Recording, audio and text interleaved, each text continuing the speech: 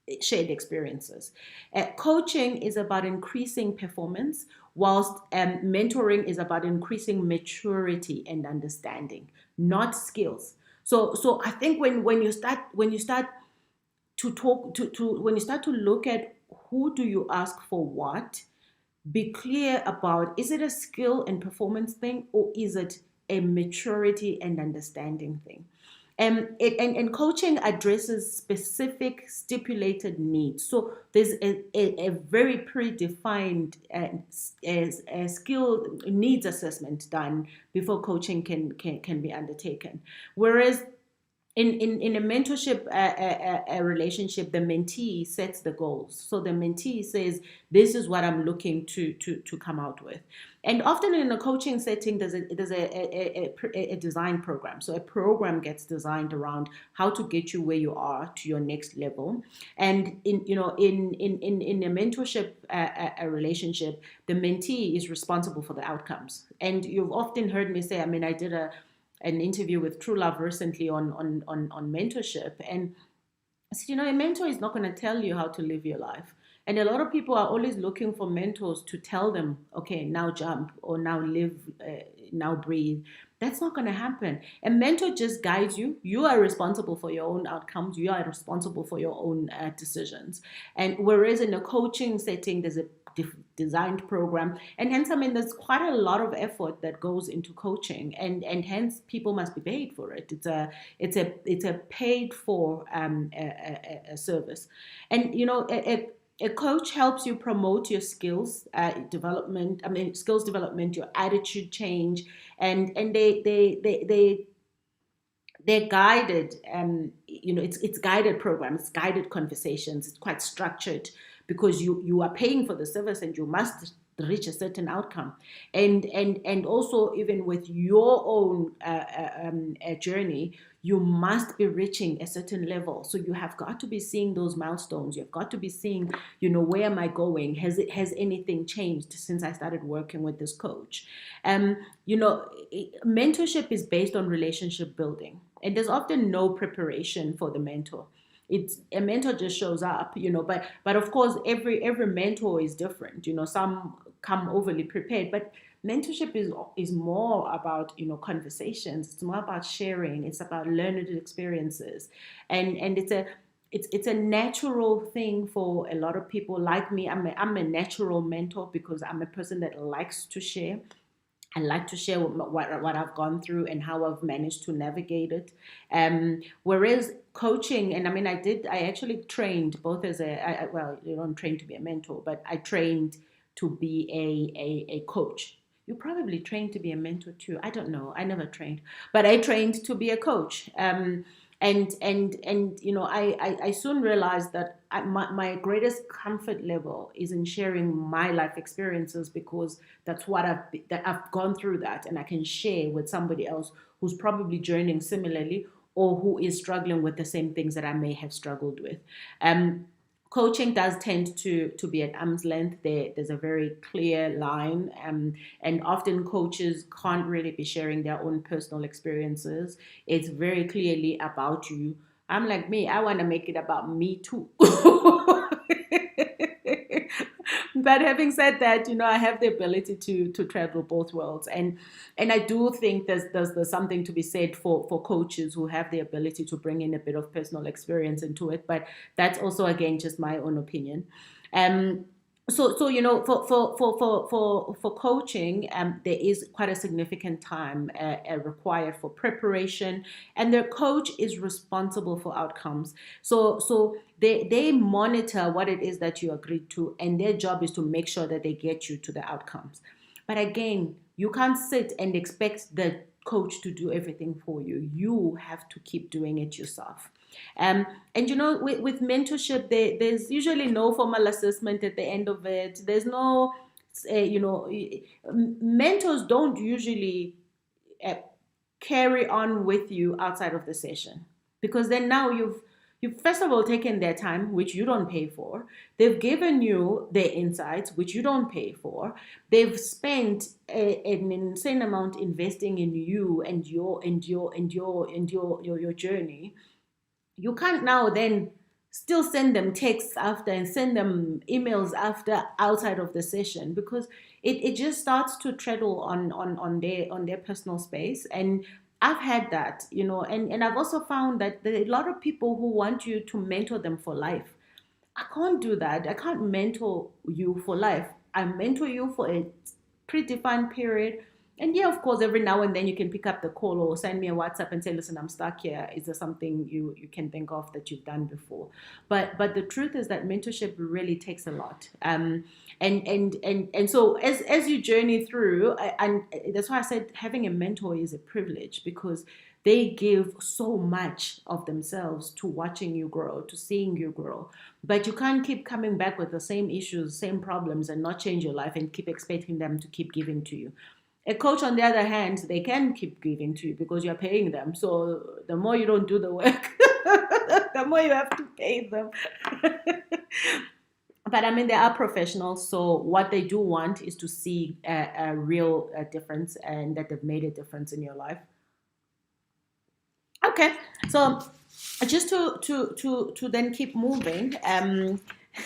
Thank you guys. I'm gonna read these comments when I'm done. Um, so I want to talk about what a sponsor is. A sponsor is someone who advises on your career, but they also help you advance it. So they actively help you advance your career. They have influence and power, and they can make things happen for you. And they will be your advocate. They will promote you. They will talk about you at tables and spots where you are not. And it's really about really believing in someone so much that you put your own personal reputation at risk, just so you can see them prosper. So again, I'm a sponsor too. I mean, there's people whose careers I've sponsored, but the thing with being a sponsor is that it must be about your ability to influence. It must be about a certain power that you hold. It must be about you have identified this person and you see that there's actually something really special about them and you want to help them. Now, your sponsors are often hard to come by, and they evolve from relationships and I would also say they also evolve from what that individual's purpose is, because if you don't care and it doesn't make a difference in your life that other people must prosper around you, then you probably won't be a sponsor or even care to be one or even be a good one. It's really about how can I use my platforms, my power, my influence to better other people's lives and see them prosper, especially where you can change the outcome for them. So I also say, self-actualized people are probably the ones that sponsor more.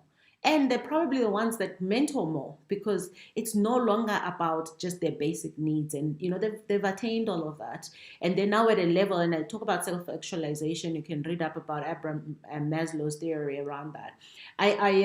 It's people that get to a point where they really would like to make a difference in other people's lives, using everything that they've already attained over a period of time. So let's talk about, so now you kind of have an idea of what a mentor does and what a coach does and what a sponsor does. And when I started, I did say they're not mutually exclusive. So you can actually have a mentor, multiple mentors. You can have a coach. You can have preferably one coach at a time, please, so that you can measure the results. Also, you can have a sponsor as well. In fact, the more sponsors you have, the better. So one of the things I always say, even when I was in corporate, the reason I was able to thrive and actually survive what was often a really harsh environment, is that I had built relationships right across. So when I say across, it's not just top. It was top, bottom, middle, across color lines, gender lines, level lines, across, you name it. I was able to build relationships right across. What that does, though, is it exposes your work. It exposes you to the right people. It exposes you to opportunity, because when you are not at that table, somebody else is there and they know about you, they know about your work, they know about your integrity, they know how you carry yourself, they understand your values, they know you as a person, and they are actually quite willing to back you. So I had the great privilege of having multiple sponsors just through my ability to build relationships and not just align myself with one person. And that's where a lot of people go wrong in jobs. They align themselves with just one person because that person has the power, has the influence. No, align yourself with multiple people who have power and have influence. And I'll come back to a bit more of that. But let's talk about, how do you look for a mentor? So looking for a mentor is strangely enough, people just think they can just send you a text and say, please be my mentor. It's a little more in depth than that. So they should be inspirational. Without a shadow of doubt, they should be inspirational. But make sure you have done or are well on your way to doing the inner work. Let me tell you why. Whilst a coach can help, a mentor can help you guide your life and guide you towards the right kind of decisions and how you make decisions. When you are already doing that inner work, and if you don't know what I'm talking about inner work, please watch the first mentorship session that we did, because I spent a lot of time explaining that. It's all about, a mentor meets you where you are. And it is incredibly draining to mentor someone that you still have to get to do the basics of just understanding who they are, where they've come from, what they like, what they don't like. So whilst mentor, you are looking for someone that will inspire you into action. You must also do your work. You must do the homework. You must do the groundwork. They're not going to tell you all the time, this is what you should do, this is what you shouldn't do. But when you know yourself a little more, it's easier for people to be a little drawn to you and want to agree to mentor you, because they can see you're already doing the work. You're already well on your way. You take yourself seriously. You take your life seriously. You want to change your life. The most draining thing as a mentor is having to still teach someone the basics. And that is one of the reasons why a lot of people don't mentor, because it just takes too much out of you. So I say self-awareness is a key component in looking for a mentor. You must first really know who you are. And it's okay if you're saying, you know what, I am on this journey of inner work and trying to get myself, trying to know myself, get to know myself, what I like and what I don't like, where I want to go with my life, what's holding me back. But understand that you are going to have to do all the work. The mentor just guides you. You do all the work. So that self-awareness is so important. And you must know your career goals and understand where the gap is. And the mentor will inspire you to learn those skills. They'll inspire you to learn those skills. And I really say, if someone doesn't inspire you, then you will not be motivated to change anything about your life. So I think that's a wrong match. And you must always remember, with every single person you're approaching to be anything to you, there is that chance that they might be the wrong match. And it's okay, because you go through the process to find the right match. It's like when you're dating. You kiss a lot of frogs first. But be very clear about what you need. So what do you need?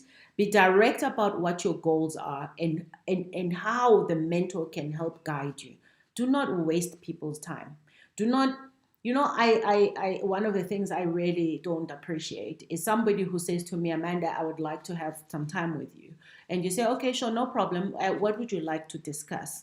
No, I don't really know. I'm unsure. Please, my time is so precious. My time is incredibly precious.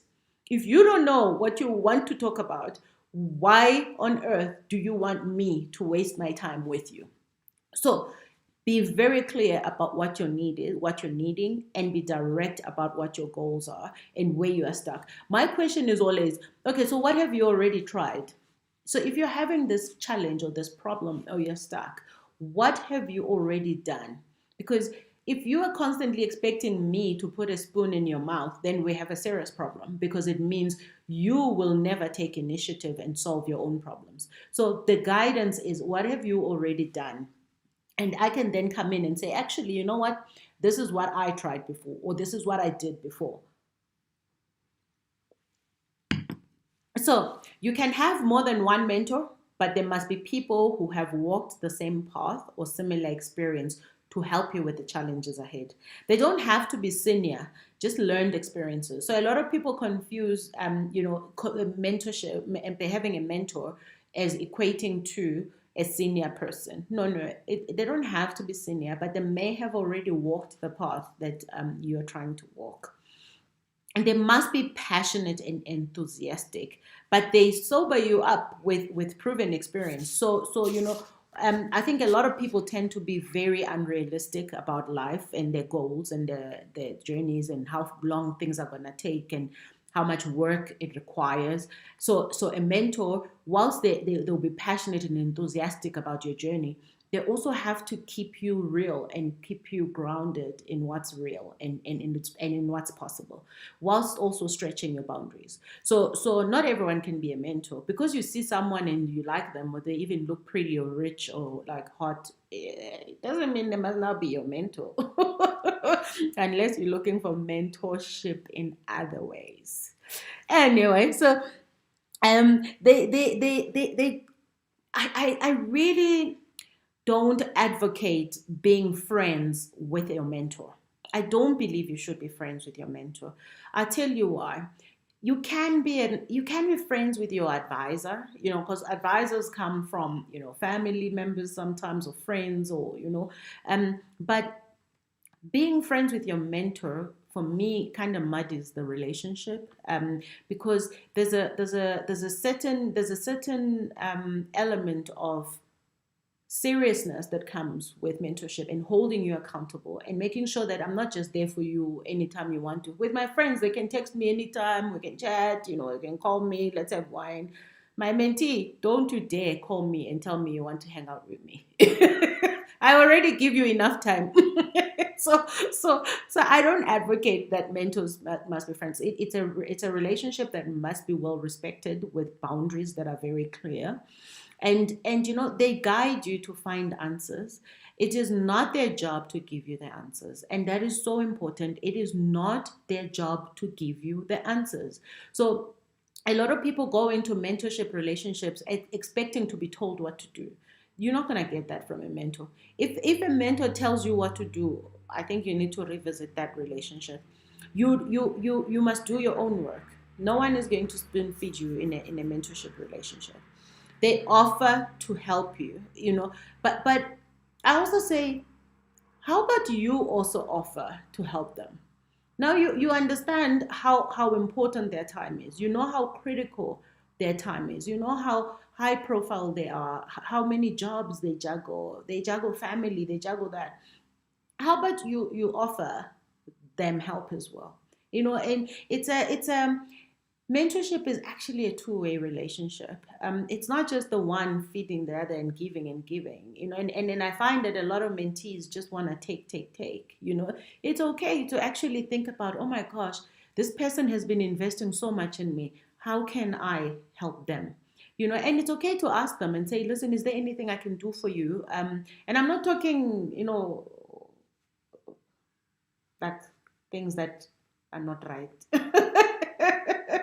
I'm not talking go now and bribe someone because they are your mentor. No, no, no, no, no. I'm just talking, normal above board conversations, things.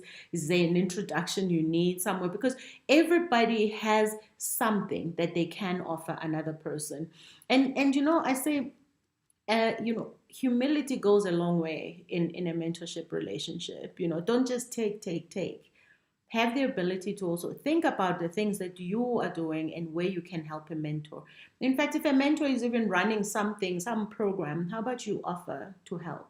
And I'll give you an example. I've done a lot of these MBA interviews, research interviews, where you literally give 2 hours of your time to someone to sit and talk about your leadership style, talk about, any topic, women in technology, whatever topic they want you to help them, that you have gone through the experience. 2 hours of my time, I always equate to how much I charge per speaking engagement. 2 hours of my time is a lot of money. You give these people all this time, and they are often people in a position of power. So they're often people who have got the means and the ability to do something for you or your business. Do you know, I've never even had a single one say to me, Amanda, you've been so helpful. Thank you so much for your time. And sometimes it's not just about that one time. It's multiple times that you help them. But not a single person will say, hey, listen, we actually we are embarking on a new project. How about, we introduce your company to our company, and how about you come and do a pitch? How about you meet our procurement director? How about you? I'm like, guys, all you want to do is take. You give absolutely nothing to nobody. So as a result, I've stopped doing them because I'm like, actually, first of all, I have a lot on my plate. But two, I'm also not just here to just pour and pour and pour. And not a single person is even like, hey, Amanda, listen, I don't know. Can I just get your company brochure and we'll just submit it? Just in introduction. Yen. So I'm just saying, do offer something, whatever you have. And I'm just making an example about this. I think I have a thing for MBAs. I promise you, I'm not jealous at all. but I just think that there's a certain humility and appreciation that should go with someone giving you their time, because it's not cheap, it's not free either. One of the things I value the most is my time. Sorry, I think I'm venting then. So anyway, be open to receive hard feedback and take it as a gift. So a mentor is going to give it to you straight. They're not going to sugarcoat it. Now let's talk about finding a coach. So I've just given you a sense of how you can find a mentor, and I'm spending a lot of time on this particular topic because I really think it is important. I think I know it's one of the questions I get asked the most. I also think it will really enable you to kind of balance and figure out where you need to go to get the necessary support that you need. So finding a coach, first determine what kind of coach you need depending on where you are. So there's and I'll talk about at which stage careers and which stages of your career and who and what role can help you. But so first determine what kind of coach you need depending on where you are. What problem are you trying to solve?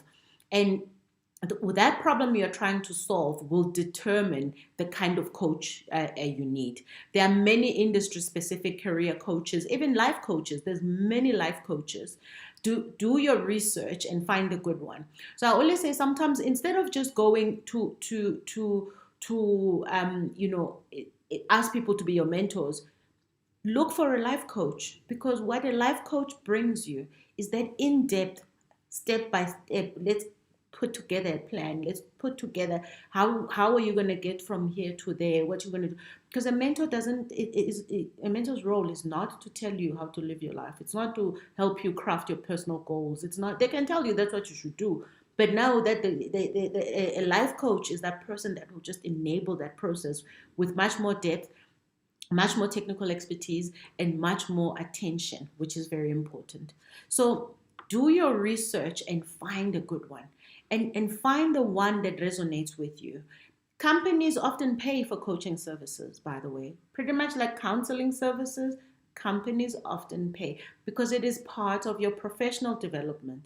But people don't ask, people don't say, people just think, okay, I'm just going to call Amanda and ask her to be my mentor. No, guys, my children also need to eat. Private school is not cheap. So find out who is paying for what and use those services. And often people in companies have got, all these professional services listed in your preferred supplier lists. Find them and actually take it seriously because they really make a difference. So coaches mostly offer, initially they'll offer like a free assessment to just, it's like a needs analysis and understand where you are. They will ask you quick key questions. You must be interviewing them too. You must be asking them the key questions like, how do they work? What methodology do they use? What are their qualifications? What are their experiences? What are the focus areas that they specialize in? And then you must tell them what you wish to achieve. Do not waste their time because you are paying for it. So do not waste your time either because you want to be better. So tell them what you want to achieve and tell them what your expectations are. And saying I don't know shows that you don't take yourself seriously.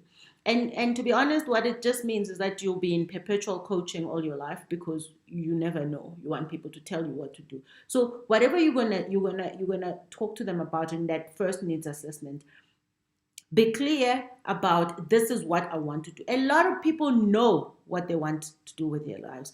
When I say they know, they've got that dream, they've got that vision, they've got that feeling. They know that where they are is not enough. But then when you say, okay, where do you want to go? They say, I don't know. So it's okay to say, I'm very clear that where I am is not the place I want to be. But this is my vision. This is my dream. This is my, so it doesn't have to be this complicated process of vision boarding and doing all that. It's just, what is your dream? What is the dream of your life, of your professional career? Where would you like to go with it? And it's important to be honest, open, transparent, and honest, like a therapist, because these people are here to help you. It's pointless going to a therapist and sit there and say, I know, I'm not going to tell you about that. Because then what's the point? Why are you there? So similarly, coaches need your transparency.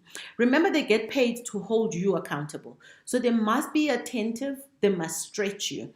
It shouldn't be too cozy a relationship. You should feel uncomfortable when you're being stretched because that's how you make sure that you're growing. So anyway, how do you find a sponsor? So I think we've had a good sense of how we're gonna go about finding a coach and what a coach does. So how do you find a sponsor? Because I think this is one maybe a lot of people get stuck on. So I'd say they usually find you. A sponsor usually finds you, and they usually volunteer themselves based on what they see and how you carry yourself. Competence, excellence, hard work, and just being a great person to work with is usually, those are usually like key ingredients. They want to be associated with you. Sponsors want to be associated with excellence. So whilst their purpose might be about wanting to see you succeed, actually they also are shining their own diamond. They're polishing their own diamond, because if I can sponsor somebody that continues to succeed, it proves that I know how to spot talent. It also proves that I'm actually a great human being because I'm making a difference in people's lives. So sponsors want to be associated with excellence. And they also want to uphold their reputation. And they must have real power and influence. They must be highly regarded. It's pointless wanting someone to sponsor you because you think they're a great leader, but they don't carry the clout. You need that clout. Organizational clout is what sponsors carry. And that's what you want. That's what you are after. It's not there that you love their style and you love this. Yeah, you can love them as human beings, but the point is, if you want someone to sponsor you, they must be the person that will fight for you at the table. And sponsorship isn't just about opening up new opportunities for you. It's also about, when you are in these calibration exercises. I think that thing traumatized me to life, where certain people must be low performers and certain people must be great performers. So you are then all forced to box your people so that, we determine we only have this much money to pay for bonuses. We can't pay everyone. So somebody must be a bad performer. And then you are fighting there to see, because everyone wants their people to be great performers. But somebody wants your people not to be great performers so that their people can be great performers. So it's just one game after another. And, when you get to a certain level, those conversations are happening without you, and when I'm saying level, I mean at the table when this is being discussed, you are not part of the conversation. What you want is someone who's not even your line manager to fight against your own line manager and say you are penalizing that girl because 1, 2, 3. That girl is amazing. That girl did this. That girl did that. So what you want are people who can fight your cause at a table where you are not. And you are not at every table. Even as senior as you can be, you are not at every table. So you're always looking for somebody, preferably multiple people, who will be able to champion your cause. So they are your champions. So there's one thing that I've seen happening over time is that high potential and talent, whatever organizations call, you know those high potential people, they're starting to get matched up with sponsors. So it's starting to be quite a mechanical process where they say, you know, we will match you with somebody who's going to champion your cause. Now, whilst that might be great to get into what sponsorship is, not everyone is a great sponsor. You know, you want somebody who's passionate and enthusiastic about your career. You want someone who actually really thinks you are amazing. I just think if someone believes in you so much, they will push to make sure that things happen for you. So yes, companies are starting to craft the sponsorship and do these matching chemistry, matching events and etc. I just say whatever opportunities there, get into it, be high potential talent. I'm just saying, you know, if that's a key ingredient in these corporates, be one. And be one by being excellent at your job, by being a great team player, by actually, you know, making a difference in your job, and then become part of these circles where you can get these opportunities. So I also want to say a sponsor can be outside your organization. High influence and power, it's not limited to just, you know, within your organization. I continue to sponsor people's careers long after I left corporate, but I had that okay, let me put it this way, people. I'm powerful. I'm highly influential. I know how to make things happen, baby.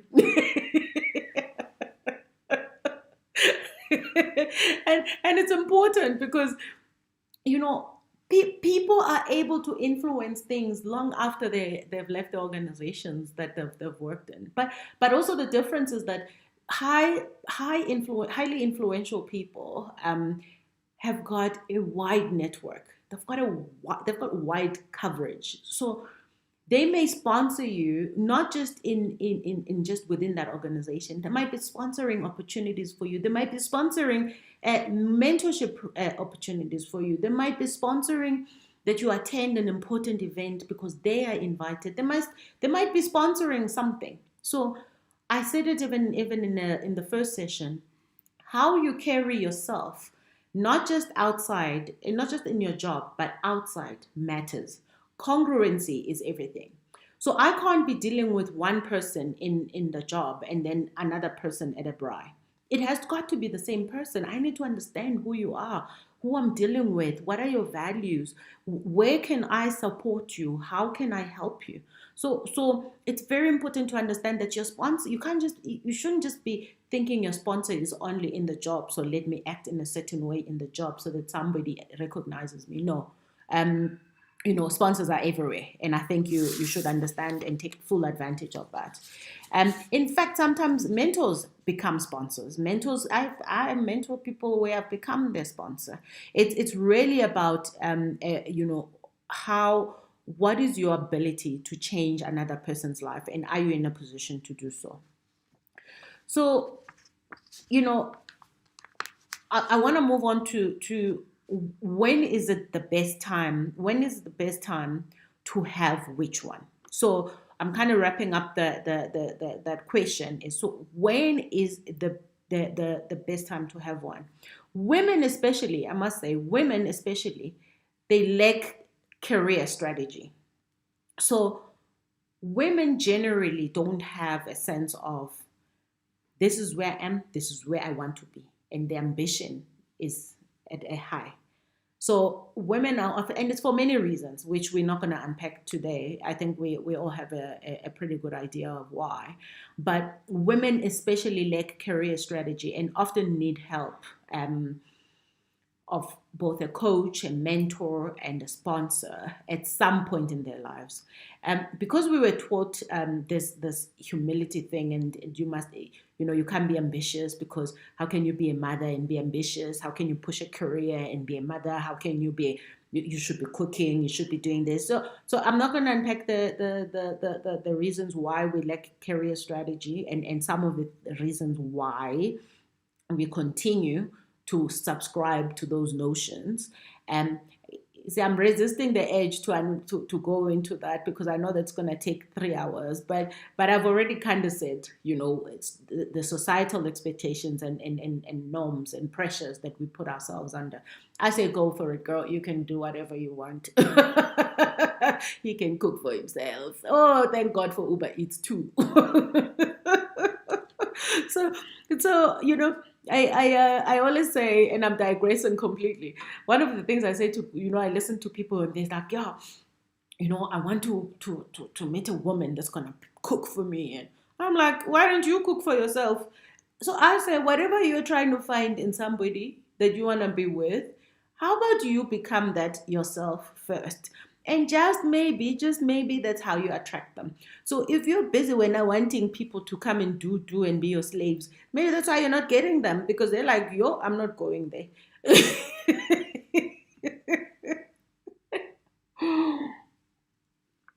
All right, so here are some of the key steps for each point in your career. Create it. So I think at the early stage of your career, you must create a career strategy and set goals immediately. So a lot of us get a job and you're gonna get paid the salary, and you've never seen so much money in your life. You've come from so much poverty. We just like run. All we do is just run so that we can just keep this job, and then we're terrified we're going to lose the job, and you just want to hang on to that tiny little salary, and you close yourself up. Right from the get-go, right from the moment you start your career, you must create a career strategy and set goals immediately. And what that does is it determines, you are here now, where do you want to go, and what do you need to do to get to that? And the role that will help you with that is a coach and also a mentor. So also assess your career to date. So where are you? If you started working 3 years ago, can you look back and say, this is how I've progressed, and this is how I'm going, or how I'm doing against my plan? Because if you do not have a vision for your career, nothing is going to happen. You're just going to be autopiloting and working and earning and working and earning with no real fulfillment. So create a plan to achieve your goals, and the role for that is also a coach and a mentor. Identify your professional development needs. So right from the onset, you may have graduated from varsity and got a job, and now 3 years in, every year, and it's part of the performance management process within a lot of organizations. Identify what your professional development needs are, and please use your companies to support and pay for your professional development needs. So I always say, yeah, it's okay, you want to do an MBA, great, but how about you also get a coach? How about you also go see a therapist? How about you focus on some of the elements that you are struggling to deal with? What is typically called your soft skills, for me, is really what sets you apart. So your ability to just be aware of yourself and how you interact with your environment is fantastic. Guys, yeah, we've got calculators now in the internet. So I'm just like, do the stuff that none of the machines are going to help you to learn. Focus on yourself. And even though you go and then continue your studies, you must understand that you have to be a well-rounded person. You can't just be one thing. I meet a lot of highly educated people, and I'm like, yo, but zero EQ.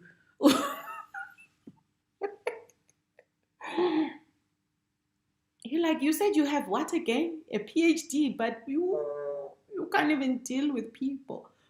and I think we should be striving for, just wholeness. We must be whole beings, not just highly educated and then nothing, or not educated and then no.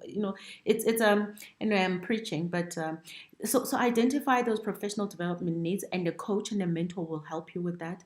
And your manager or one level above will be enough to sponsor you at this point. So in your early career, your line manager would typically be that person, if you're lucky to have a nice one, and if you are a nice human being too. They'll push you in the right directions. I can tell you, I had a horrible line manager. In one of my early jobs, I was still a junior program admin. I was a program administrator, so I was pretty much a junior project manager, if you look at it. And he was horrible. He used to go and gossip about me. And I remember his name and surname very well. I can see his face, and I'm sure I've spoken about him quite at length. But he was horrible. He had no interest in seeing me succeed. He went around bad mouthing me to everyone that was happy to listen, largely the sponsors of my project, because my sponsor decided I was fantastic. He wanted me to run his project, and my dear line manager couldn't understand how such a senior executive of a bank could just want this little black girl who just came from nothing to suddenly be running a big program around the country on his behalf, CEO of a division.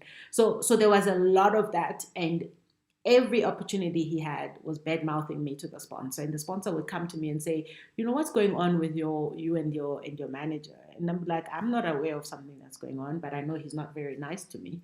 But then he starts telling me all these things that he says, and he was telling me this to say to me, just be aware that whilst your line manager is supposed to be that person that really sponsors and champions your career and your movement, because actually when you do a good job, they look good. Or just understand that not everybody appreciates that. Not everybody appreciates that you come in here and suddenly you people want to work with you. Who the hell do you think you are?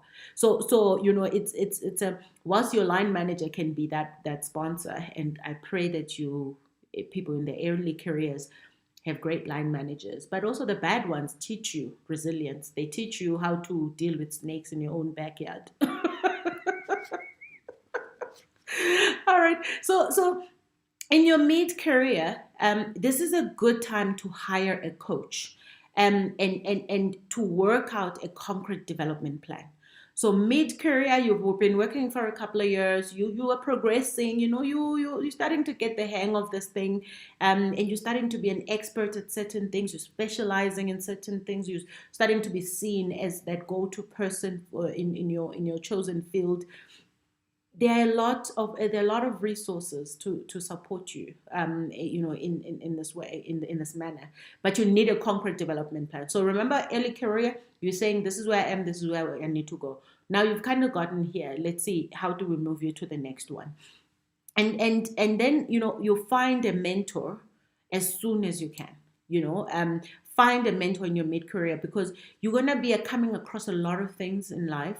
But it's not just the work, it's also your personal life as well. Is how do you find alignment? How do you find harmony in all of the things that you do? And keep an eye for a potential sponsor who could open a door for you. So make sure that you find yourself in people's radars. It's very important to make sure you find yourself in people's radars. How do you find yourself in people's radars? Excel at what you do. Stand out at what you do, because then you catch their attention. And I'm saying in a good manner, please, in a good way. So early career, mid-career, let's talk about executive career. You should be starting to build what they call a board of advisors when you get to that executive career level. At this point in your career, it would be good to have several mentors in different areas of your of interest, or spheres of interest. And this would actually could include both a mentor within your organization and a mentor externally, because then you get these different angles, these different perspectives on everything. Because what really sets leaders apart, or people who get to those executive levels is their outlook on life. It's their perspective. It's their leadership style. It's who they believe they are in relation to their ecosystem. And it's important to have people that can give you multiple angles at that. And you must try and find a specialist executive or leadership coach, people that specifically deal and help executives. And they call them C-suite people, executives. I just say executives of any kind, specifically around leadership. Because a lot of people, early career, you're trying to develop your competence and you're trying to find the thing that you are great at, where you can really, cement yourself in. And mid-career, you're now a specialist, you're starting to be that go-to person. But then you find yourself in your executive career, and assuming you've had a linear progression, where you don't know how to manage people, because you don't know how to lead people, because all you've ever done is focus on you and what you can do to your job, how you can be an expert, how you can specialize. Now it's no longer about you, it's about leading people and imparting that experience and knowledge into making them become their best version of themselves. So it's important to therefore find people who specialize in leadership and executive coaching.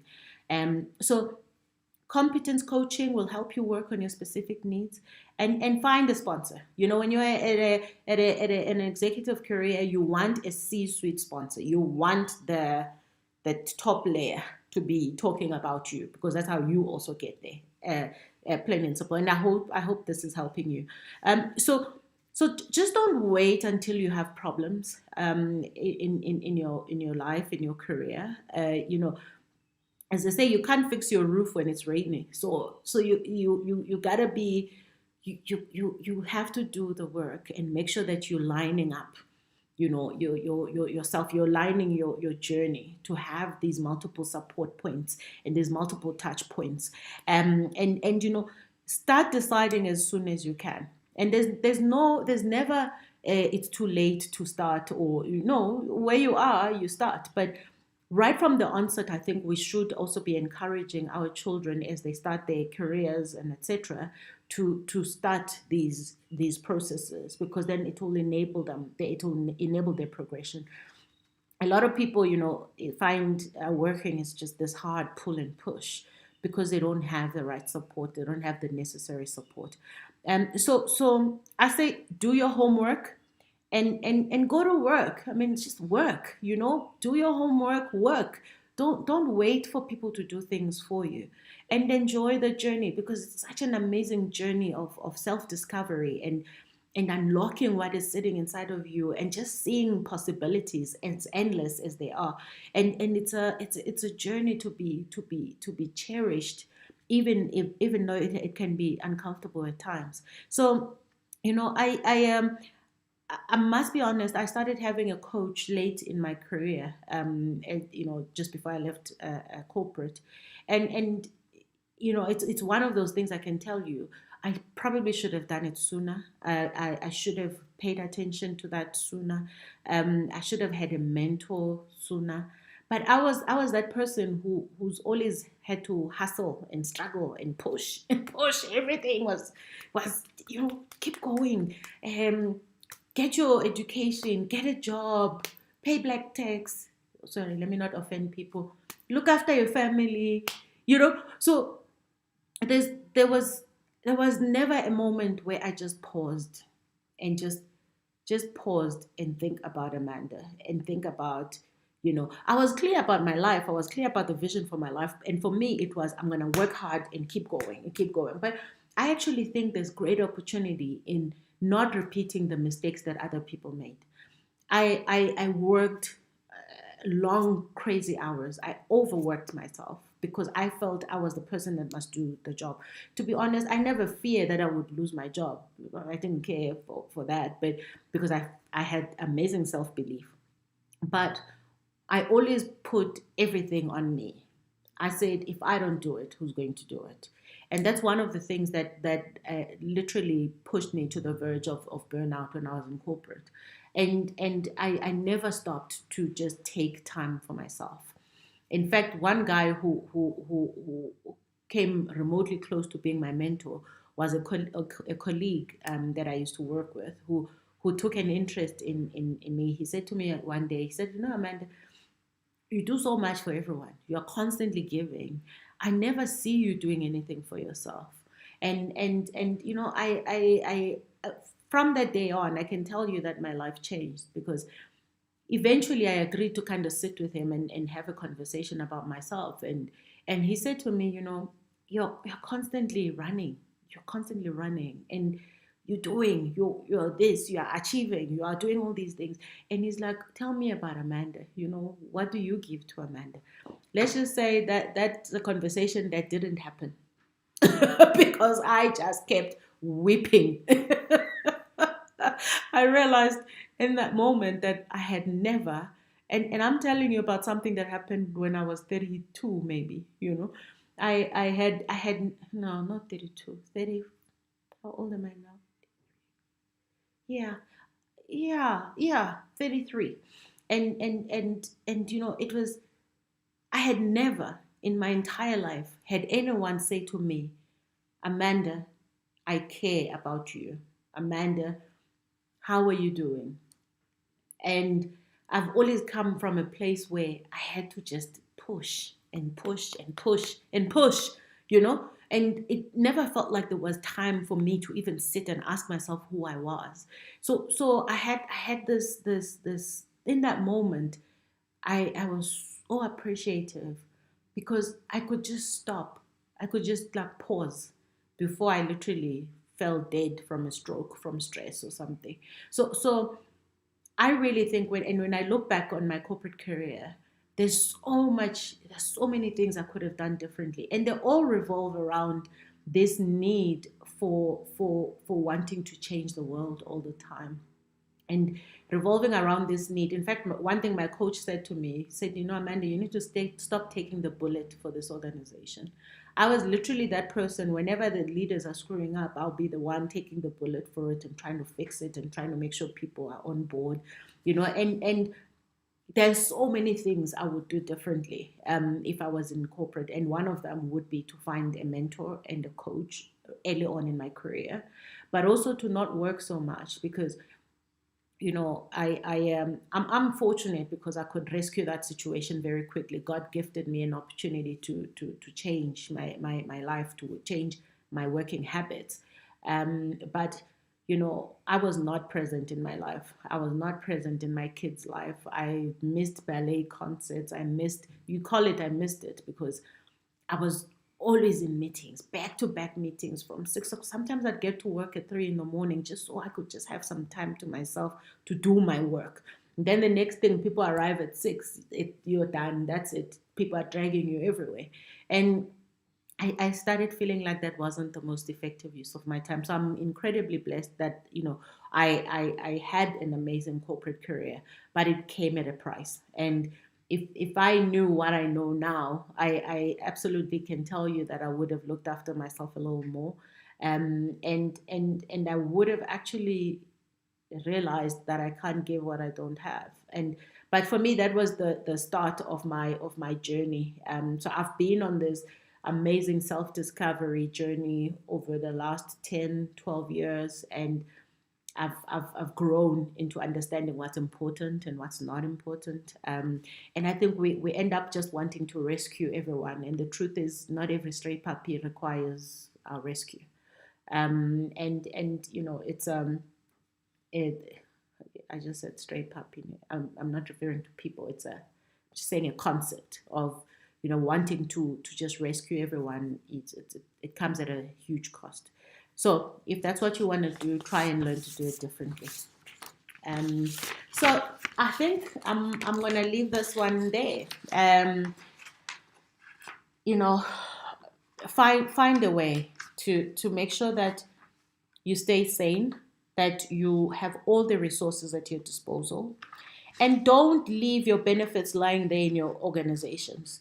These are part of the things you pay for. It's part of your professional development. So find a coach, find a mentor, look for a sponsor. don't be afraid to be on the radar of people that are important, because those are the people that are actually going to help you in your career. So let's see. How do you break the mold? This is the next question. How do you break the mold and comfort zone, or even handling procrastination and self sabotage? So, you know, firstly, this is a question I also get a lot of, and just in conversations, and people really hold themselves back. So this question is about, how do you break that mold? How do you break free? Essentially, how do you start to live your life and do the things that you want to do? And remember, comfort zone is a safe and easy space.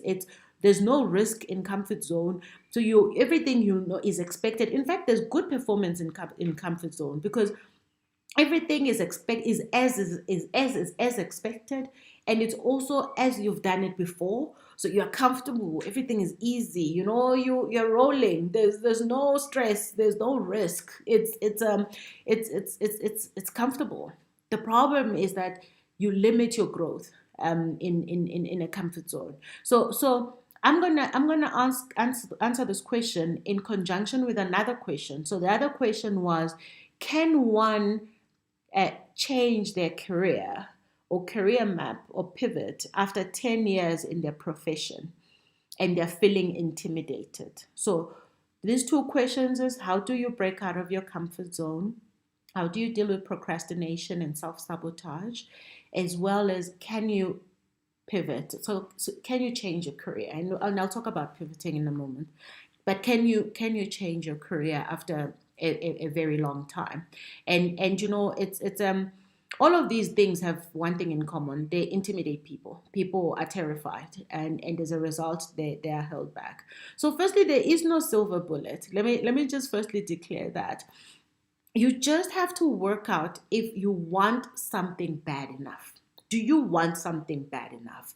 And why do you need something to change? And I'm going to talk a bit more about the career change in a moment. So just stay with me for a while. So why do you want something to change? So why is it that your comfort zone is no longer feeling comfortable? And where does it fit in your life's vision? So you don't just want to change for the sake of changing. What you want is to understand, why do I need to change? And honestly, you will not grow any further. And most people are okay with that. So most people are okay with the comfort zone. And I'm talking here about people who are saying, I'm no longer okay with my comfort zone. So how do I break free from it? Because I am sabotaging myself, not moving forward. So be honest with yourself, because you can lie to me, you can lie to somebody else, but you can never lie to yourself. Listen, you can even try to lie to yourself, but it's never going to serve you well. So be honest about where you are. Where are you, and why are you struggling? Why is it that you're feeling you've stagnated? And now that you already know that there's these options of coaches, of mentors, of sponsors, when you are starting to say, I am no longer where I feel I should be, reach out to people and start looking for that help. So, but be honest about where you are. And often why people find themselves in comfort zones is because they didn't do the work I was talking about just now, where in your early career you have a clear career development strategy or career strategy. In your mid-career you have this, and then in your executive. So a lot of people leave things to chance, and they just autopilot and do their jobs every day and go home, go do their jobs every day, wait to get paid. And then 10 years later, they're like, oh my gosh, what have I done with my life? You have done a lot with your life, but you just were not conscious of your own career progression. You're not conscious of where you're going with your vision, or even what your vision is, because you have not done it. You have not gone, and you haven't started there. That's why I said, in fact, there's a reason why I started to answer that question first, is understanding that some of these things, we've got the resources at our disposal to be able to help us with them. But okay, so be honest with yourself and understand where you are and where you want to go. Find out what is holding you back. You know, I talked about this significantly in our first session when I was talking about inner work. You must understand what is sitting inside of you. How does it show up in everything you do? Because those are the things, those are the answers that will give you, that will you will get to the question, what is holding you back? Because a lot of us suffer certain things at certain points in our lives, be it in our childhood, in our lives with our parents, and etc. And if you do not understand what is sitting inside of you, you will not be able to identify that this is the thing that's holding me back. So everything I'm doing, everything I'm saying is aligned to how can we unlock our best version of ourselves, in fact, and just live and vibrate, as the kids say, vibrate at a higher frequency. So find out what is holding you back. You know you want to do more. You know you want to be better, but you are holding yourself back. Why is that? So again, if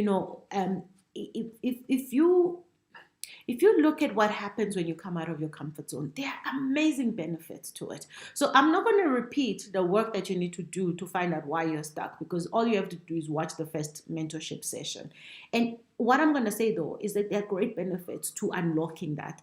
There are great benefits to unlocking why you're stuck and why you don't want to move, why you're so terrified, and why you know that you should be moving but you're too scared to move. Great benefits is that, firstly, with added value, and let me tell you what I mean by value. When you've come out of your comfort zone, you start to do things that that you are a specialist in something for 10 years is no longer acute. It might have been 20 years ago. Now it's no longer acute because it means you actually haven't learned anything more in the 10 years. So your value has diminished. I can assure you, I don't think the people that get paid the biggest bonuses and the biggest increases in any job are the people who have been doing the same thing over and over for 20 years. I don't think so. And I stand to be corrected. I've been there multiple times. I've been in executive and multiple organizations, corporate organizations, big organizations. I have never seen it. I have never seen the biggest reward going to the person who's been doing the same thing over 20 years. Because guess what? You stop to grow. There is nothing exciting anymore for you. You are on autopilot. Yes? So, with added value comes added reward, added compensation. You learn new skills. You start to do things differently. You start to actually relate to people differently. One of the most difficult people to work with ever, or the different kinds of people to work with, are the ones who've been doing the same thing for 20 years. Who proudly tell you there's no need for us to change it because it has been working for the last 20 years. And you get there and you're like, but it has not been working for the last 20 years. That is why we have to change it. It may have worked at a certain point, but times have changed. Times have shifted. So you understand that the more you change, the more you adapt, the more you say, actually, you know what? There's this new thing I didn't know before. Let me learn about it. The more value you can add, the more people start to recognize, oh my gosh, actually, we've got an amazing team member here. And the more they start to reward that. So with added value comes added compensation. I don't know about you. I mean, I'm pretty sure most of us work for money and we want high compensation. Now, why wouldn't you want that? Why wouldn't you want that? So promote it. The other element of it is that you promote your growth, you push the boundaries, and in fact, you realize how much more productive you can be. Because now you're no longer just stuck in this is how we did it, and that's all you do all your life. Every single day, it's this box. You're ticking this box. You start to now learn new things, and you start to realize, oh my gosh, I actually was doing this like this for 20 years when I could have been doing it quicker and have more time to go home to be with my family. So your productivity level starts to change. Your productivity levels, you learn new skills, you improve your ability to adapt to change. It is hard to work and compensate and reward people who refuse to change. Change is hard. That's why there are professionals like us who are in project and change management, where we help people embrace and understand change. But the truth of the matter is that if you don't change, if you don't adapt to a changing world, you are going to be left behind. You are unfortunately going to be referred to as dead wood. So I don't think anyone wants phrases like that. I don't think you want to stay in a stagnant place. I don't think you don't want to grow. So let's find out why you are so fearful. Why are you procrastinating? You know this is good for you. So I think there's a big alignment that has to take place between mind, body, and soul. Because when you start believing that you deserve the good stuff, you start to get yourself out of that mold of, okay, I'm scared. And you start thinking, I think you chase that feeling, that good stuff, that good feeling. And I always say to people, imagine what your life would be like if you were not afraid. And start every step of the way, one step at a time, head towards that feeling and chase that feeling and enjoy it and reap the rewards of that feeling. And the question is always, so I say imagine and visualize that feeling of what it would be like to achieve your goals. What would you do when you are not afraid? What could you achieve? What could you do? But the question is always, how do I do that, Amanda? So I understand both a career change, leaving your comfort zone, whatever the question is, it can be daunting, it can be overwhelming, but I think the moment you start to fantasize about a world where you were not afraid, start to fantasize about a world where your goals were a reality, you can actually start to feel less overwhelmed because it's starting to feel exciting for you. So I say try and learn more about that new thing. So my question is earlier on was, why do you need to change? And what is that thing that you are afraid of? And how is it holding you back? Why is it holding you back? And then try and learn more about that. And I said this in the previous session as well. You take away power from fear when you start to confront it.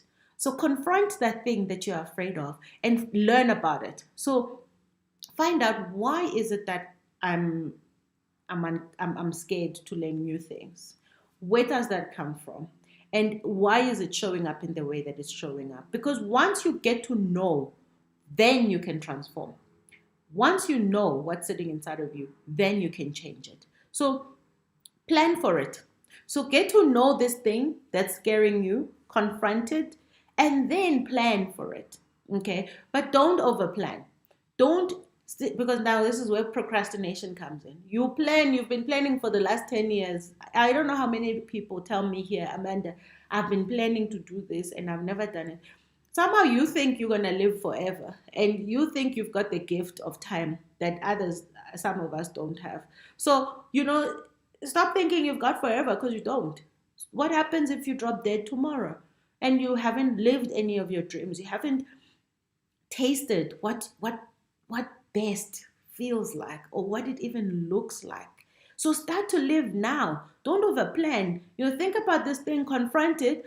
And I can tell you, the more you confront your fear, the more you strip it of its power. The more you actually start to realize, all I need to empower myself with is knowledge. It's information. So let me get this information. Let me build up on what it is that I want to do.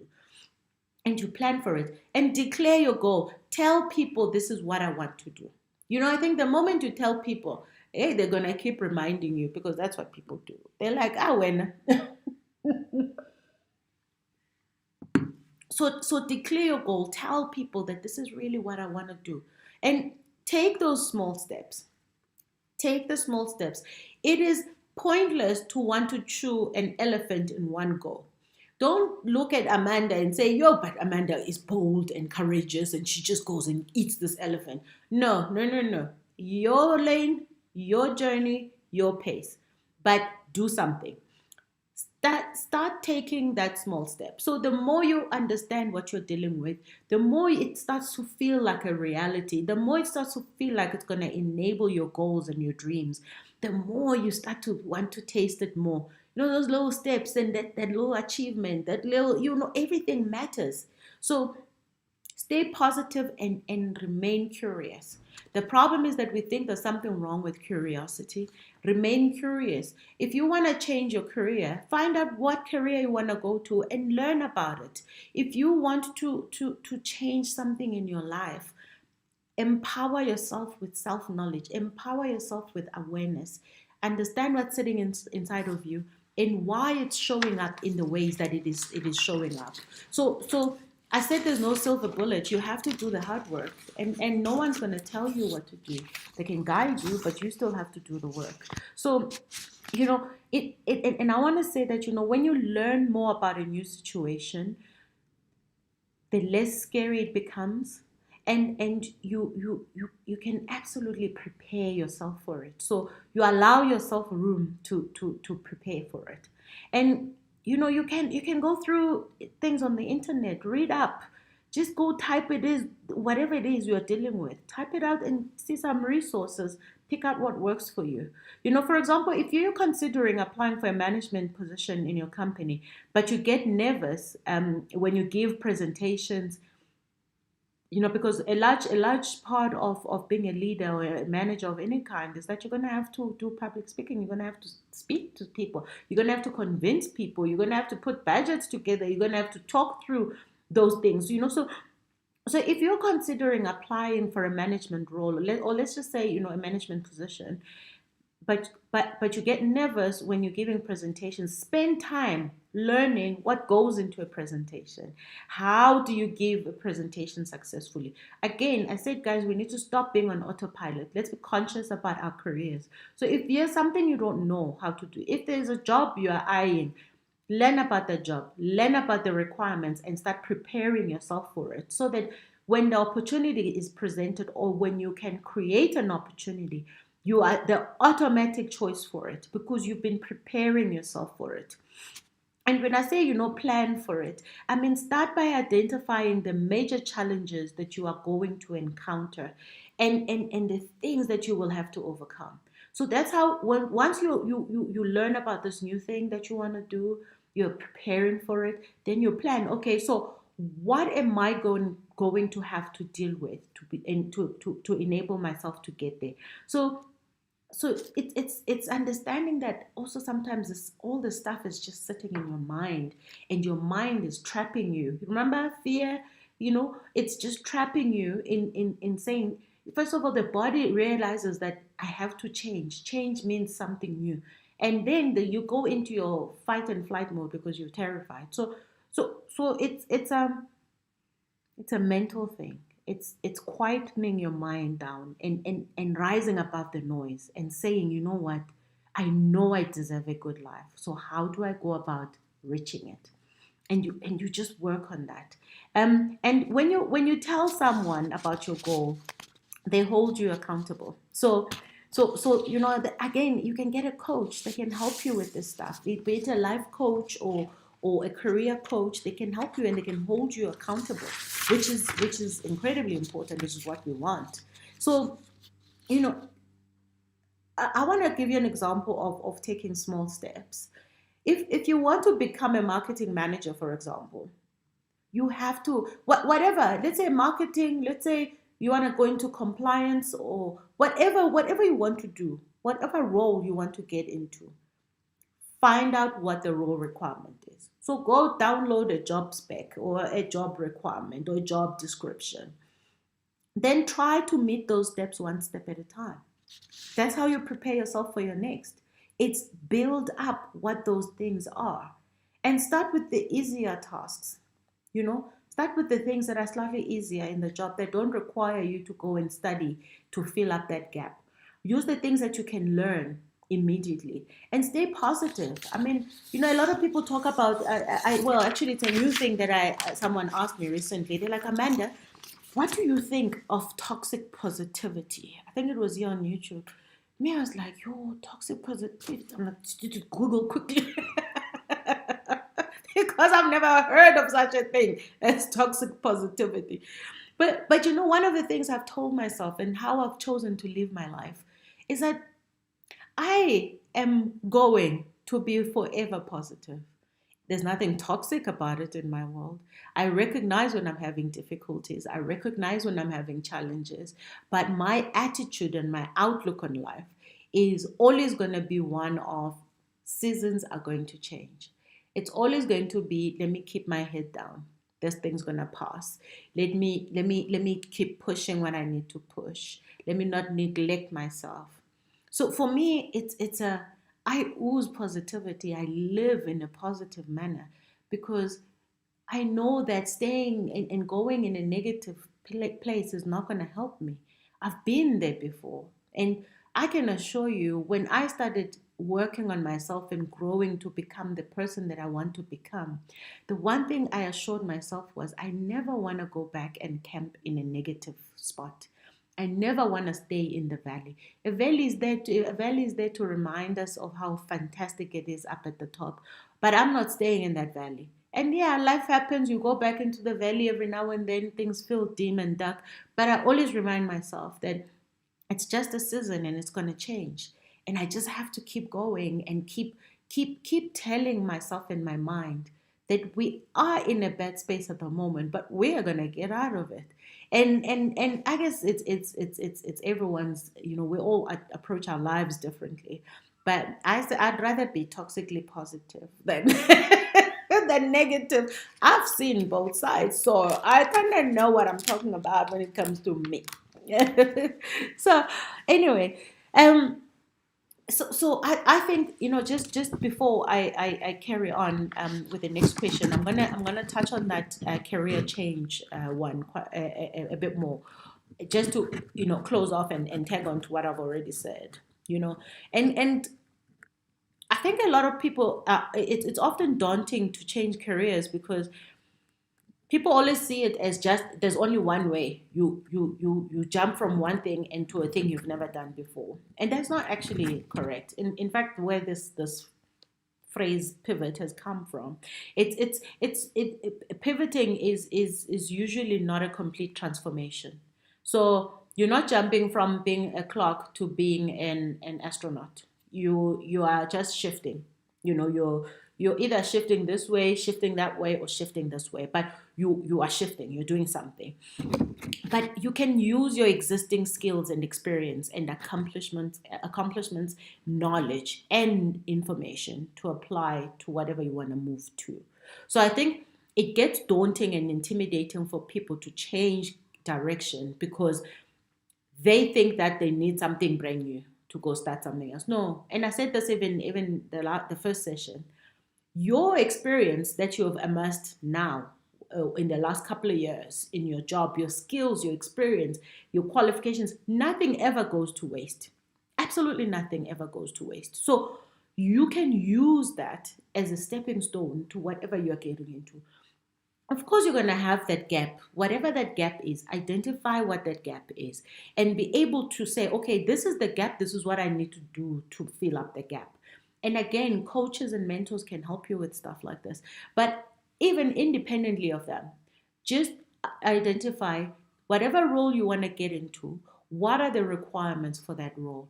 Where are you and what can you do to get to where you need to be? So start preparing yourself from it.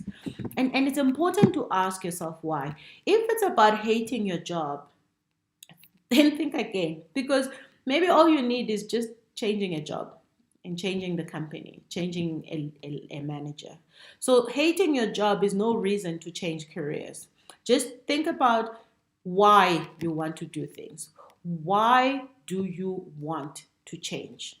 And think about why you don't like what you like, what you don't like. And is it people? Is it environment? Is it monotony? Because the one thing in life that we never actually appreciate and even acknowledge the most is that we all get bored. The reason I do so many things in my life is because I get bored.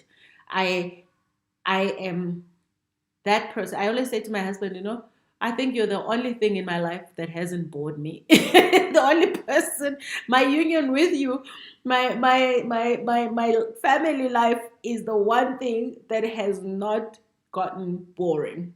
And it's been 15 years. So everything else gets boring. everything gets boring.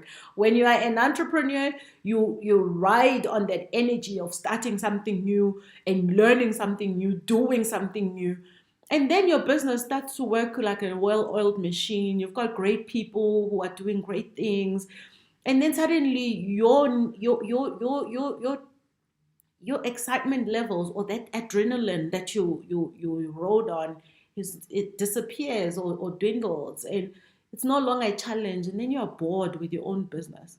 These are things that people don't talk about. And I mean, I remember I hosted a radio show on Kaya FM. I think it was Influential Fridays, and one of the things I tackled was boredom in entrepreneurship. Not just boredom, depression, because what may have been the thing that kept you going suddenly is working so well, and then you don't know what your role is now in society, because you left corporate and then you were telling people how glamorous business is, and and now you're bored, and you are afraid to tell them that I'm bored. So it's all these things, so think about why. And boredom is a natural part of life, but the minute you're bored, it means you need to be adding some spice, add some spice to your business. So like your private lives, where when you're bored you add spice, you must add spice to your career. If you're bored and there's monotony, it means you've had monotony. It's the same thing time and again. It's the same people, the same issues. Add spice to it. Do something different. Just add a bit of excitement and activity. So I think it's also important to understand, though, that all those things are temporary. Monotony, boredom, unhappiness in your job, those are all temporary things that you can change. It's not I'm doomed to fail. How could I? Amanda, you never get anything right.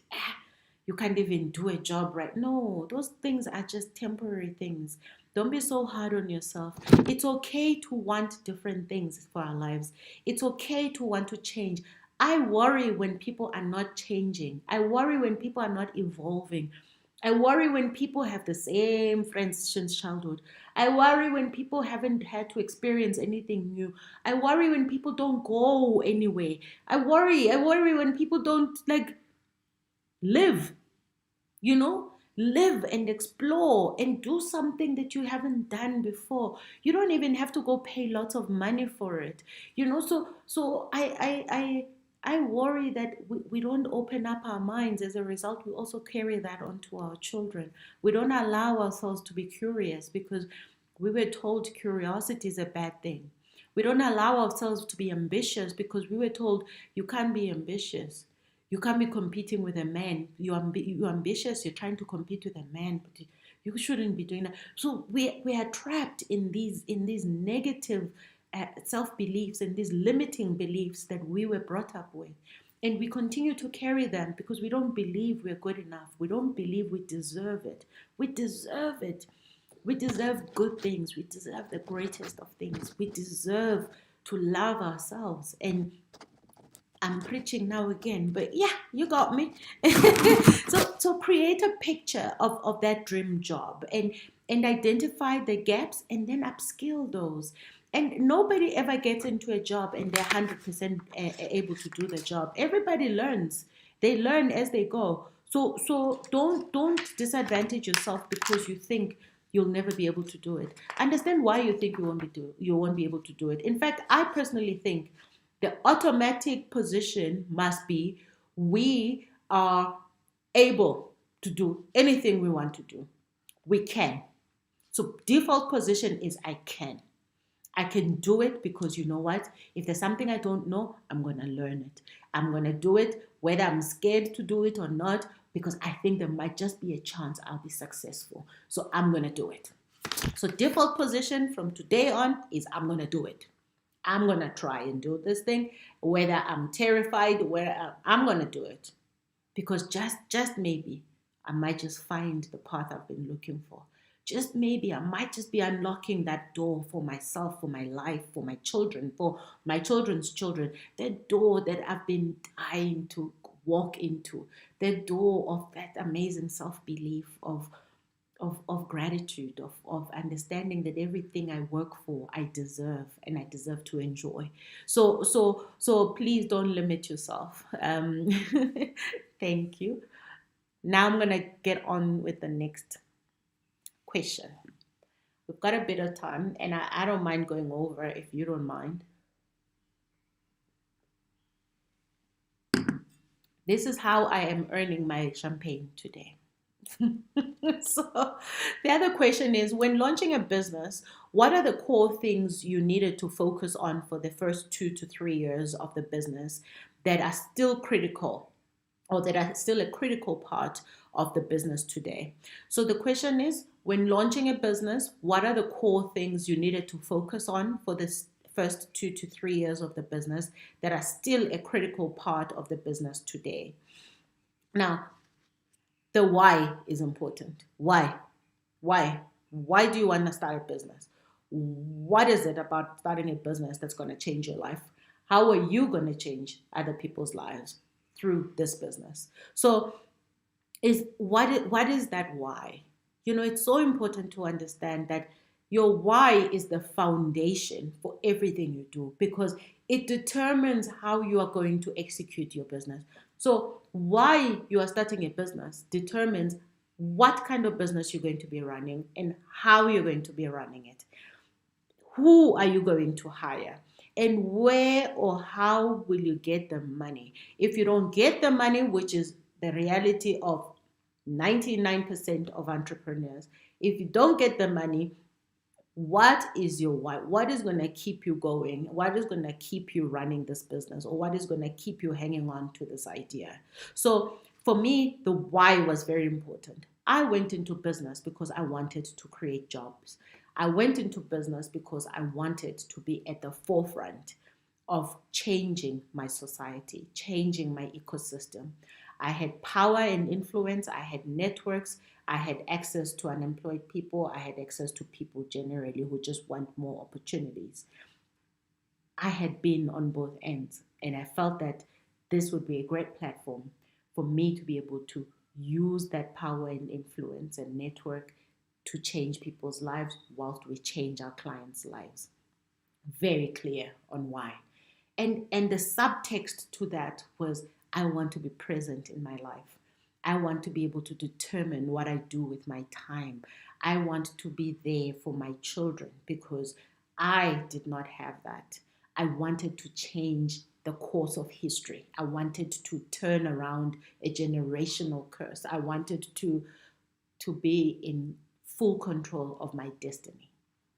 That's my why. Those are the things I focused on. And I said, okay, for me to enable that vision, I need to be able to hire people that are really great at managing themselves. I needed to hire people who want to make a difference in their lives. I needed to hire people that I wasn't going to be sitting and babysitting, because what that meant is the business was going to consume me and I wouldn't be able to be with my family. I wouldn't be able to be present in my life. I wouldn't be able to do the charity and humanitarian work that I want to do. So all of those things, your why is that starting block, because it's that compass, it's the guide, because then everything flows from there. And for me, this remains core. My why remains core. I didn't start a business to make money. I can assure you, I could have made way more money being an executive at some large corporate. I would have been coining it. But I started a business for very specific reasons. And I can assure you, it is the one thing that keeps me going. It is the one thing that gets me out of bed even on those days where I'm like, yo, it's hard today. But in fact, even the hard days don't get me down, because I'm so clear that if there's something that's not going well, it's just a season. We're going to change it because I've got the right foundation. I've got the right people. I've got supportive clients. We have made a difference in their lives. These ingredients are a sure success thing for me. They have proven it. I have proven that they are key ingredients for my success, and they continue to be. And it's about owning up to things that we haven't gotten right. But one of the things that is also an overwhelming and an overarching theme in my life is I don't try to be anything, to be everything to everyone. I don't try to be, the smartest in the room, or to be the best, to be better than others. I'm constantly just striving to make a difference. I'm constantly striving to transform myself, transform my ecosystem, transform my surroundings. Because I really believe that if I'm successful, in fact, my success is 100% aligned with how many other people's success I'm enabling. So my why is about how can I use my position of privilege, influence, power, network to transform people's lives. But we are transforming our clients' lives at the same time. Because if we can take the pressure off you when you're supposed to go fetch your child and we are here, we can run the project for you. When you're supposed to be, all of these things that matter, we are there for that. So it wasn't about making money, it was about making a difference. It was about solving a problem. It was about ensuring that I can be at the forefront of creating jobs, that thousands and thousands of people can say, Amanda helped me get that opportunity. And it remains the core of what I do. So also, what values do I stand for as a human being? And how will those of my business align and support mine? Because remember, often founders and leaders in organizations, they are the custodians of the values. What are those values, and what are you trickling down to your people? Because that's actually what sets people apart. That's what sets leaders apart. And it's so important that values drive your business, because they don't just drive your business, they drive everything you do. They are the playbook. They are the driving force behind what you do. And how you treat people is important, because I think that really determines how successful you are going to be in life and in business. And of course, that balance, that alignment between my work and my life. I used to live to work. Now I work to live, and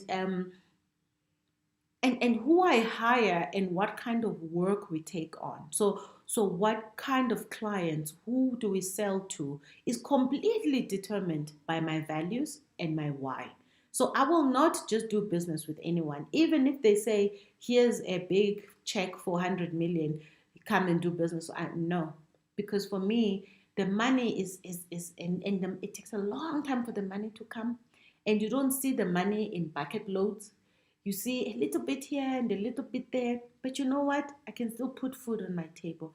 I can put food on people's tables. I say I take the crumbs and I build up. I use the crumbs. Before you know it, I have a slice of bread. Before I know it, I've built up a loaf, because then now there's multiple slices for everyone. So I'm not a person that says go, and I'm trying to also just support this point that I made, that I don't try to be anything other than what I'm not, what I am. So I don't try to be everything to everyone. I don't want to be seen as something that I'm not. I'm a person that builds. I create, I build, and I want to see things change. And I want to see my society change. I want to see my ecosystem change. And if I've been able to change my life, I think God would frown upon me if I didn't therefore continue to change people's lives as well. In fact, I think my success is my success in everything I do completely 100% is aligned with how much of a difference I choose to make in people's lives every single day. Of course, I can't help everyone, but I can assure you, my why drives me to help a lot of people. And so I think those things, they if you don't have those as core, your foundation is shaky. You end up falling for anything. You end up falling for everything, and you're not grounded in who you are. And again, I always go back to the inner work. And I said this about coming into money. I talked about that on the Vastly Stage show. And if that foundation inside is not strong and it's not core, you're gonna fall for anything. And that's how, unfortunately, how many businesses start to disintegrate. So what is the solution, and how can we evolve the solution? So I'm one of those people that's incredibly blessed that the business that I started 8 years ago is still the same business, but we have evolved our offering. We have evolved how we deliver it, so we've been able to fine tune certain things and just make it that much better.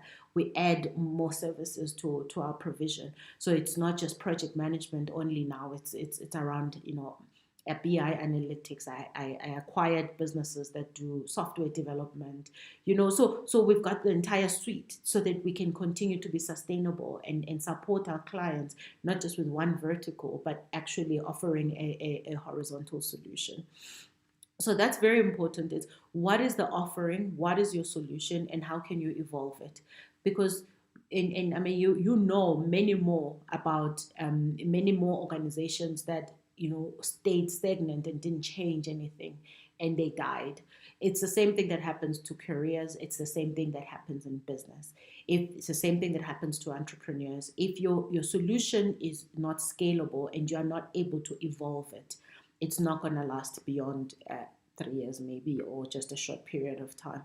And because things change so much in business, and things you're constantly in valleys and mountains and waves, and you're riding, so you have to have a really strong stomach and have the ability to adapt, have the ability to deal with disappointments, because you deal with disappointments a lot in business, but you also win quite a bit. So, and the aim is to, as I said previously, is to constantly win more. But remembering that, I always say to my team, we pause for a win, we toast, we play 30 seconds, we move on. Because that win is just helping us, enabling the next win. We can't dwell and sit in the win. But the same as disappointments, in fact, we expect disappointments. And when we win, it's like this big surprise. Like, yo!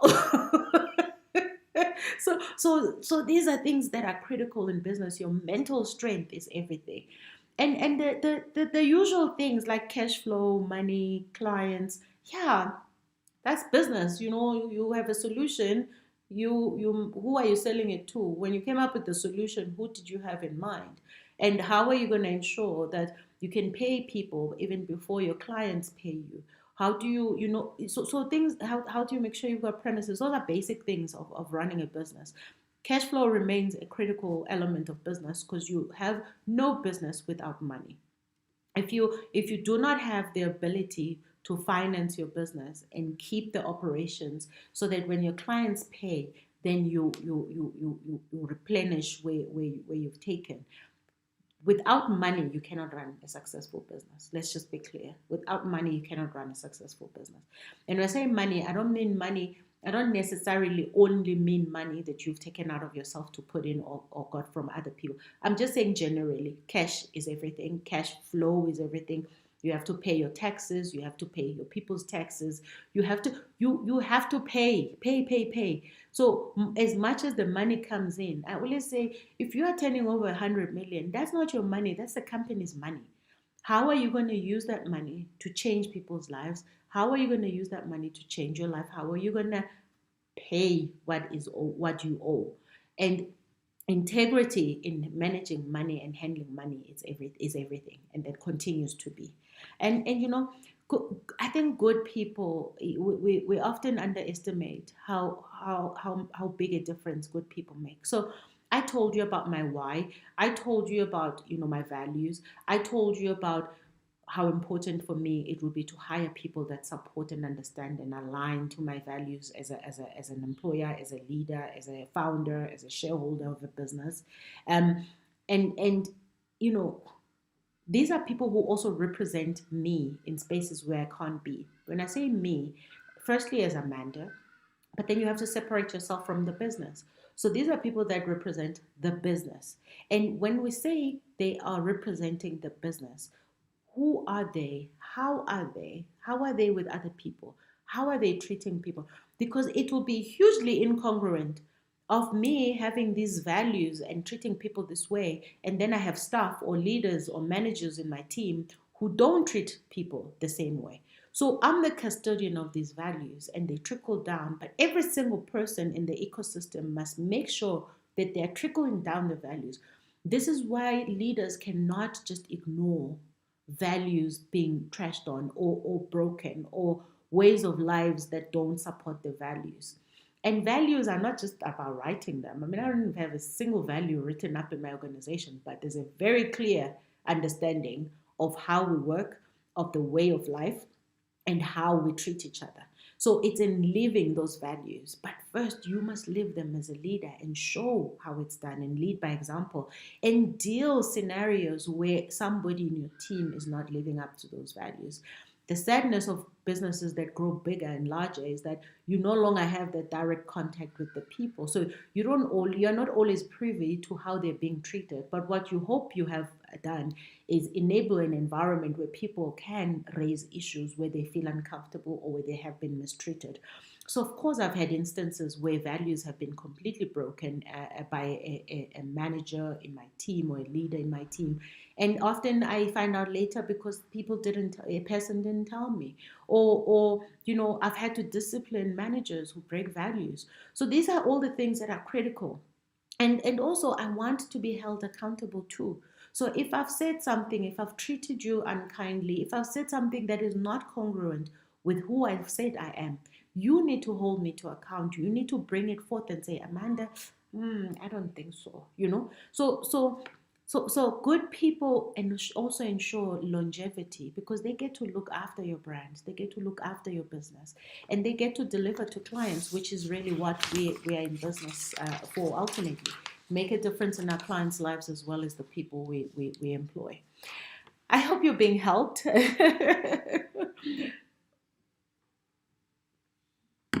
So I'm going to tackle just last question. I know that we're running over. I don't mind. So if you can stay, stay. If you can't, I understand. So let's. I'm gonna take this one. What do you do to challenge your underlying beliefs? So this particular one, their context is that they have a father who encourages open relationship, but they themselves are not open to hearing and understanding the children's opinion. And I think this is a typical one. When I say typical, in parent-child relationships, where the children often feel like parents don't hear them, even though they're saying, "Speak up." And it's actually almost like natural. So I just want you to know firstly that there's nothing wrong with it. It's a bit of a, I think it's a generational gap thing. And some parents they easily say, it's an open relationship, speak your mind, and then the moment you speak your mind, they're like, how dare you speak to me like that? So even though, I mean, you keep it within the remit of respect, of course, and dignity, and how you treat your elders and your parents particularly. So but there's still an element of, I think some of them want to say they're reaching out and they're opening up and they are these cool parents, but at the core of who they are and how they were raised and what they believe is different. So there's a lot of, again, misalignment, and there's no congruency between what they say and what they do. So I just want to know that there's nothing wrong with it. I'm probably one of those people. There's probably nothing my mother says that I don't find annoying. Because mine and her relationship is a little different, but but there's but sometimes it's got nothing to do with the fact that we have a strange relationship in a way. But it's when I say strange, we're not that close. We're not close because she didn't bring me up. But it's that thing that you are old. You're speaking like an old person, and I'm enlightened. I'm more conscious. I'm more knowledgeable in terms of how to use my words. In terms of being aware that my words hurt, or they don't hurt, or that they can hurt.